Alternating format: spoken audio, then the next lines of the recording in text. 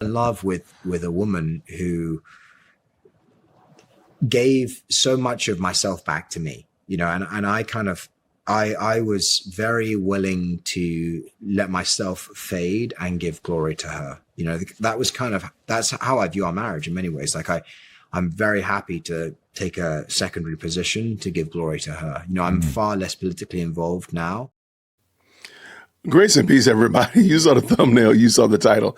And before we jump in too far, you might see there's a little QR code right here. Go ahead and click on it. If you've been interested in the various and sundry lawsuits that Candace Owens is embroiled in, whether it be the Macrons or when she sued USA Today and lost, or if you're interested in the Tyler Robinson case, every case that's related to Candace or somehow or another tied to Candace, I put in a file called Candyland. It used to be called the Daily Candace, but I just decided to call it Candyland. Click on this QR code and you'll be able to access it. Every time a new file comes up, every time a new motion is filed, anything of that nature, I'm going to upload it here. So this will be the aggregation of all of that information. So you're welcome. I want to talk about George Farmer. You don't hear much about Mr. George. And I found this clip and I thought it was really interesting, the verbiage and the words and how he looks at and positions himself in their relationship. He and Candace's relationship, I think, is fascinating, to say the least. It's fascinating. Given the fact that when you hear this type of terminology that he uses and you factor in, he proposed to her after he had known her for 18 days. How did any of this stuff happen in that short amount of time? Some people have known their loved ones for a year, even longer before they propose. But 18 days, you have all of this stuff solidified? This is wild work. Let's go. One of the interesting things about the interview that your wife, Candace Owens, did with Andrew Tate, I might be wrong on this, I think that might be the first and only successful interview that Andrew Tate's ever had with a woman. Right. Is that right? Is I think Candace so. the first one? I know that the BBC tried one and it sort of blew up. That didn't really work that well, yeah. But Candace gave him a long interview, and I think she was fair with him. Do you think Andrew was maybe a little softer or less on his guard because he was being interviewed by a woman, by Candace? No, I didn't think so. No? I mean, I think that he was just as forceful and powerful as he ever is. I think he respects. I mean, look, I'm speaking for him here, and I'm certainly willing for him to correct me on this, but I definitely perceived it as a match, kind of equals in some ways. Like, somebody who is very powerful in his own right, has got an incredible following, has built his own career, has built his own following. And Candace, as somebody who, again, built her own following, came from nothing, has got a similar life story in many ways to what he's kind of achieved. I think that the two of them saw each other as equals, and they were willing to discuss kind of that equality, or like discuss topics as equals. Right. Whereas I think when the BBC sit down with him, BBC is a very left-wing organization, which really has little to no credibility left in many ways. And you look at something like that, and Andrew was just being targeted by them as an individual, and I think he sees something like that and he's like, I'm not your equal. Like, exactly. I'm far more advanced than you in many ways. Yeah. I think it's interesting because Andrew Tate is a professed one who takes advantage of women and uses women for his own financial gains. If you think Diddy's bad, Andrew Tate has confessed to being this bad, if not worse. And why is it that Candace didn't give him any of that smoke that she gives for other people? It just seems really interesting. Oh, that's right. He's her husband's best friend. My bad. Never mind. Tell us how you met Candace. This is a phenomenal story. You asked her to marry you 17 days after you met her. Is that right? Yeah, that's right. Yeah. Tell us about this. Because you say it's a miraculous, like a Holy Spirit moment. Yeah. So we met in mid-December of 2018, and we really we met, and from the moment that I met her, I knew something was different. Like I looked at her and was like, this is a different woman to any woman that I meet her? So she was giving a speech in London, and she was giving a speech at the Royal Automobile Club, which is a club in Pall Mall in London. And I was in the audience. We met, we shook hands, and I just knew, kind of, when I met her, I was like, this is a woman who, she just commanded a power. This is such an odd story, man. So esoteric. Like, dude, was she hot? Did she look good? She was an attract, because you can't give me all this stuff and say that you got all this stuff from her in just a 5-second meeting. This is not a Prince song, okay? It just doesn't happen like that. I looked at her. She was attractive. I really liked the way she looked. I mean, you can say that. That's okay. You're married to her, my guy. I don't understand why he's trying to get so esoterical and all into this deep, as if you did all of this mental gymnastics when you saw her. I don't think that's the case at all. I think you saw her, your eyes bugged out. You're like, oh man, she's hot. Oh, I really like her. And that's just where you were. It's okay to say that, George. It was very difficult to describe.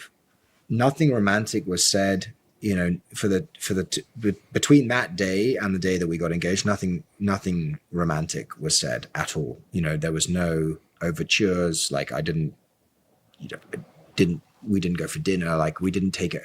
Nothing. Send her flowers. No, nothing. Yeah, nothing. Exactly. And so I was very clear about that, because it was almost like getting to know oneself in some ways. It was kind of a very... Wait. So you didn't go on a date. You didn't send her any flowers. You didn't send her little love notes or sweet texts or anything like that. You just, hey, I met you. We're talking on the phone. Let's get married. Okay. So no physical attraction. Like there's no like, oh, I was physically attracted to her. Nothing of that nature. This, he's really trying his best to make this thing sound way deeper than it is, because I'm wondering if it is way deeper than it is. I don't know, but I know that I think this is way deeper than he's putting on. Strange experience. It was like I saw myself in her, and How? in doing so, and that sounds sort of, well, I fell in love with myself. No, I didn't fall in love with her. I fell in love with a woman who gave so much of myself back to me. And I kind of... What does that mean? I was very willing to let myself fade and give glory to her. That's how I view our marriage in many ways. Like I'm very happy to take a secondary position to give glory to her. I'm far less politically involved now than I was, because she's much more politically involved than I ever could be. When I met her... I don't think that again... He's not said anything about the fact that he was physically attracted to her, or that, again, all this stuff that you're saying, how did you learn that in 15 days, 18 days? How did you learn all this stuff about her in almost 3 weeks to determine that I want to live the rest of my life with this woman because she's politically active and she gives glory to myself and she gives me the love back that I give to her? What does that mean? And remember, you said there was nothing romantic. So before you proposed to her, what was she giving back to you? This is a weird story. Good gracious, man. It was this tour de force, incredible mind, incredible beauty. I was so willing to just... He just said beauty. That's the first time he said that she was visually appealing to him. Be enraptured to her. And that was really what took place in those kind of 17 days, was the fact that I was amazed. And it was very different for me than any other woman I've ever met in history. It was totally different to any other relationship I'd ever had, anybody I'd ever met before. I was just so amazed by this brain. And that was kind of what drew me in, was her thoughts, was her mind, was her kind of tour de force nature, in many ways. That is such an interesting take. I don't know. And let me know down in the comments below. Let me know, first of all, let me know how long have you been married? If you are married, how long have you been married? And then did you look at your significant other as a tour de force and their mental prowess and all that kind of stuff first? Or were you, hey, she looks good, or hey, he's a handsome fellow? What was your appeal to them first? Because it sounds like to me like George was just enraptured with her brain, and that sounds that sounds contrived to me. But let me know what you think. So was it the kind of thing where you laid eyes on Candace and said, "That's my woman. That's my wife"? Yeah, It was. Yeah, it was very much that. Yeah. And was that something that you mentally? But what was it that you saw then? Because you're not highlighting what you saw.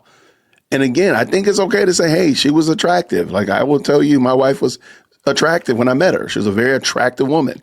And I knew a little bit about her because a friend of mine had told me what role she played and what her job was and all that kind of stuff. So I kind of already knew a little bit about her. But when I saw her, I was like, man, she looks great. She's a hottie. She's a baddie, as the kids would say. George, what did you see, my guy? Deduced, or do you think it was like a divine? I think it was a divine thing. Yeah. I think it was very much a divine thing. Yeah. When I look back on it now, I think, wow, God.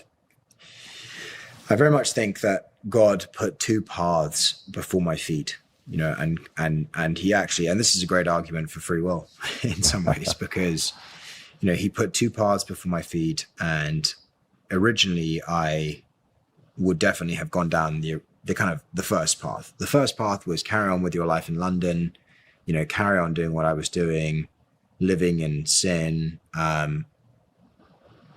being really just another young man. That was kind of it. Like, I was being another young man. The second path was, it's going to make you very uncomfortable. It's going to make you very discombobulated. You're probably going to have to change a lot in your life. But this is a path where you don't know the outcome. The first path, you know the outcome. The first path is, in many ways, material success, but also spiritual death in many ways, right? The second path was, who knows? Like, it was a big question mark. It was a huge question mark at all stages. Like, I never felt like I knew what the outcome was going to be. And that was eventually the path that I chose, because I just thought, you know what? I'm just going to trust God on this one. And that was I converted to Catholicism when I was 19. I lived for many years I abandoned my baptism, abandoned my confirmation. And then I came back to Christ. And really, when I met Candace, that was without a shadow of a doubt the first step on that path back to Christ. Right? Yeah. And it was a miracle in many ways. That's such an odd story. And again, I'm not trying to just dunk on him because he's Catholic, but he's using terms like God saved him and it's a miracle. But it's not the miracle of regeneration. It's not the miracle of Christ opening my eyes, removing the scales from my eyes, taking from me what I loved from the time I was allegedly converted at 19 to this point, what I was loving and causing me to no longer want that, but to want him. And he talking about Candace like that. This is just such an interesting take, man, for real. Meet her at a dinner. Yeah, at a speech, yeah. At a speech. And then 17 days... You're in the UK, you're in the United Kingdom, she's American.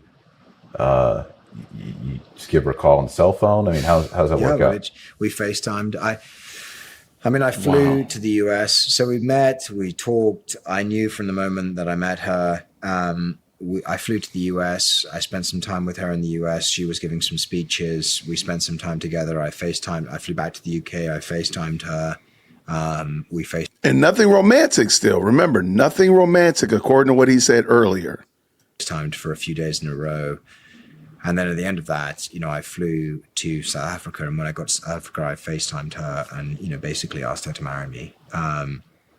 Why though? In those, I as I said, like I very much felt God's hand in all of that. And I had one car journey, which I will never forget. In this car journey, I felt God speak to me, and he said, this is the path before your feet. The path before you. At that time, I was praying. I wasn't really spiritually engaged, but what I was praying, if at all, was, Lord, show me the path before my feet. Lord, show me the way that you want me to take. Yeah, exactly. And Very biblical. That was where I drew it from. And it's humble. Yeah, and I was a lost soul at the time. There was no doubt about it.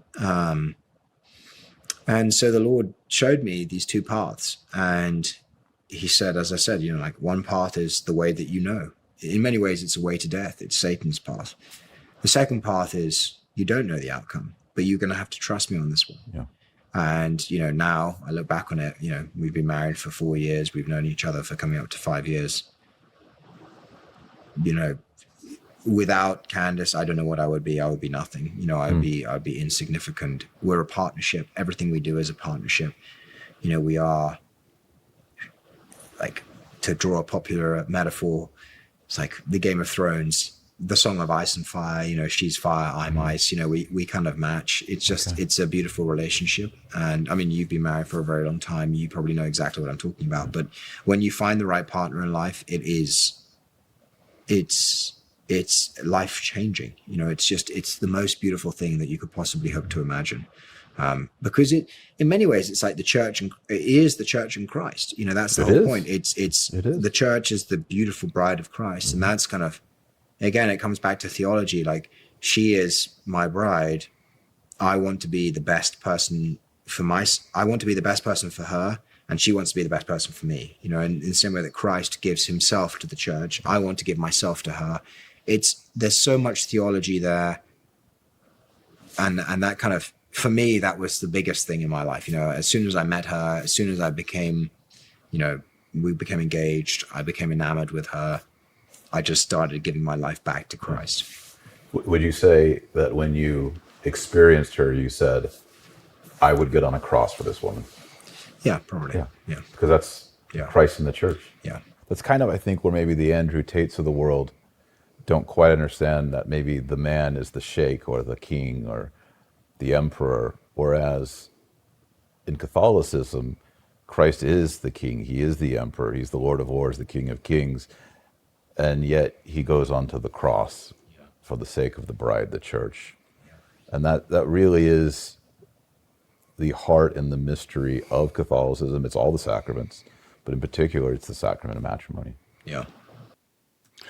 All right. So that was George Farmer. I'm sorry, that was super confusing. I mean, I totally agree with marriage being a representation of Christ's relationship with the church. Absolutely. But even in that, like, George is very nebulous, very esoteric about what it was about Candace that drew him to her. And again, I just don't understand how you got all that information from her in 17 days to determine that you wanted to be with her for the rest of your life. That just seems like such a weird story. And, shout out to them. You married now, so it is what it is. But let me know what y'all think down below. Does this rhyme with you? Does it resonate with you? Is this your story? So down in the comments, let me know if you're married. How long have you been married? And what did you think about your husband or your wife when you first saw them? Were you enamored with their minds? Did they have great intellectual prowess? Did they have what it takes to challenge you mentally and give back to you what you give to them? Or did they just look good? Did you think that they were hot? Did you think they were a baddie? Whatever. Down in the comments below. Let me know what you think. I really appreciate y'all for rocking with us. And we'll do this again real soon. Grace and peace. Thank you so much for tuning in to another episode of the Jay Whitt Podcast. If you enjoyed today's show, please do me a favor and hit me up with that 3-piece special. Like the video, subscribe, and of course, share it with somebody who would also enjoy this type of content. And make sure you leave a comment because I do pin the best comments to the top. So thank you so much for tuning in today. And until next time, everybody, grace and peace.